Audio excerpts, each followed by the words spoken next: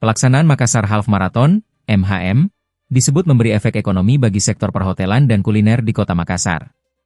Perhimpunan Hotel dan Restoran Indonesia, PHRI, Sulawesi Selatan mencatat tingkat hunian hotel mengalami lonjakan signifikan selama event sport tourism tersebut berlangsung.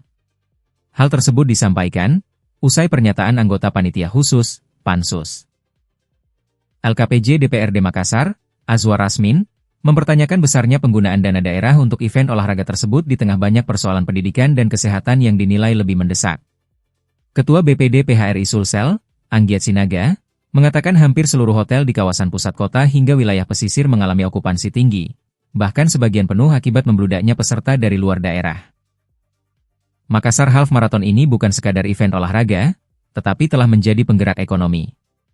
Kami melihat langsung dampaknya terhadap okupansi hotel, restoran, hingga aktivitas pelaku usaha, kata Anggiat dalam keterangannya, Sabtu 9 Mei. Menurutnya, peningkatan hunian hotel tidak hanya dirasakan hotel berbintang, tetapi juga akomodasi non-bintang yang ikut menikmati lonjakan tamu selama gelaran berlangsung. Efeknya merata. Hotel non-bintang juga ikut menikmati peningkatan tamu.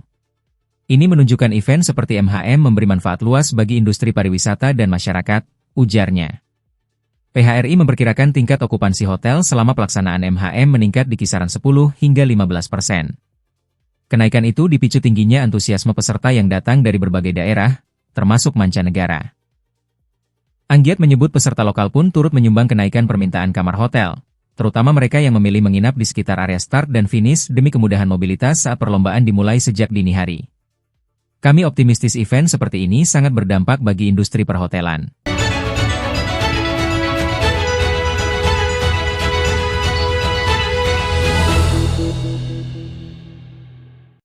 Sebanyak 21 pejabat administrator dan pejabat pengawas lingkup Kabupaten Bantaeng resmi dilantik dan diambil sumpahnya oleh Wakil Bupati Bantaeng, Haji Sahabuddin.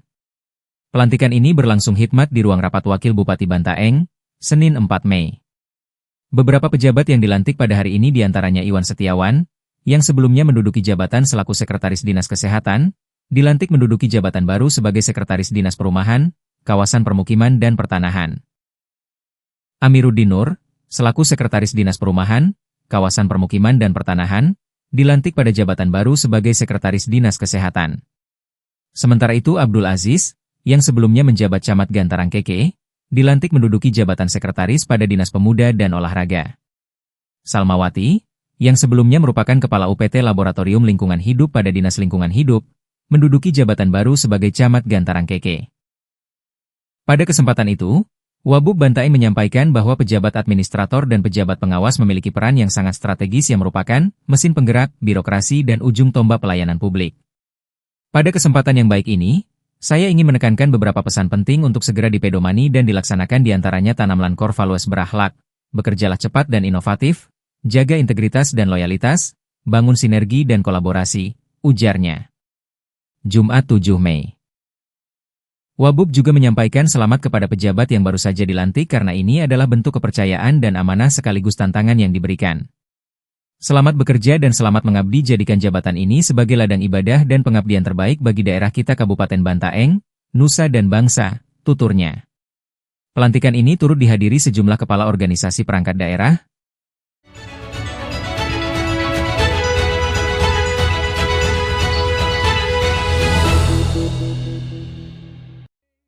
Wali Kota Makassar, Munafri Arifuddin, API, didampingi Ketua TP-PKK Kota Makassar, Melinda Aksa menyerahkan bonus dan apresiasi kepada kafilah Kota Makassar yang berhasil meraih prestasi gemilang pada pelaksanaan Musabakah Tilawatil Quran, MTQ, ke-34 tingkat Provinsi Sulawesi Selatan. Dalam ajang tersebut, kontingen Kota Makassar sukses menyabet 47 juara dari seluruh kategori lomba dan keluar sebagai juara 2 umum tingkat Provinsi Sulawesi Selatan. Sejumlah peserta terbaik juga akan mewakili Provinsi Sulawesi Selatan pada MTQ tingkat nasional. Penyerahan bonus berlangsung penuh apresiasi dan kebanggaan di Baruga Anging Mamiri Rujab Wali Kota Makassar. Munafri dan Melinda memberikan penghargaan berupa uang tunai bagi para peserta kafilah berprestasi. Pemkot Makassar menyiapkan berbagai macam bonus-bonus atau penghargaan kepada para kafilah yang telah mengukir prestasi. Ini hal yang sangat positif karena kita ingin terus meningkatkan minat mengaji anak-anak muda untuk bisa menjadi generasi-generasi Quran ke depan, katanya. Meski berhasil meraih posisi juara 2 umum, Wali kota yang akrab disapa Api ini menegaskan target pemerintah Kota Makassar ke depan adalah menjadi juara umum MTQ tingkat Provinsi Sulsel. Ini merupakan kebanggaan luar biasa bagi Kota Makassar. Target saya sebenarnya juara umum. Tapi insya Allah ini menjadi motivasi bagi kita semua untuk lebih baik lagi pada MTQ berikutnya, ujarnya. Targetnya menjadikan Makassar sebagai juara umum MTQ bukan hanya soal raihan trofi.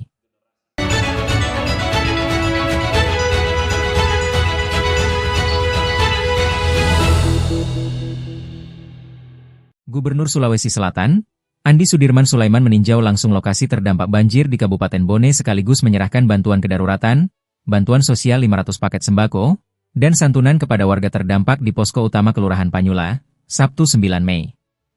Banjir yang melanda sejumlah wilayah di Kabupaten Bone terjadi setelah hujan deras mengguyur sejak Kamis malam, 7 Mei 2026.